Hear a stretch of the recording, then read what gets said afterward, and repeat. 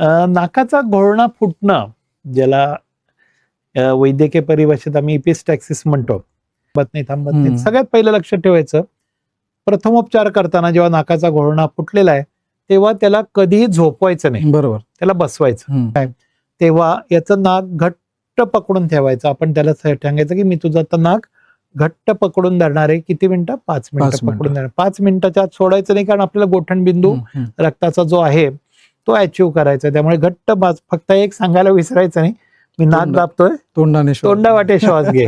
या ठिकाणी मगाचाच उपचार परत वापरायचा, आईस पॅक. बरोबर. म्हणजे जेव्हा एखादी व्यक्ती नाक घट्ट दाबून धरते 5 मिनिटं, तेव्हा दुसऱ्या व्यक्तीने कडेने बर्फ लावला तर त्या ठिकाणी लवकर रक्त थांबायला, घोळणा फुटायला थांबलेला होईल. आता हे झालं तातडीचा उपचार, की आता या ठिकाणी मी या पद्धतीने केलं. पहिली गोष्ट बसून प्रथमोपचार, दुसरं कंटिन्युअस प्रेशर फॉर 5 मिनिट, 5 मिनिटं घट्ट नाक दाबा, तिसरं कडेने बर्फ लावा. हा झाला प्रथमोपचार.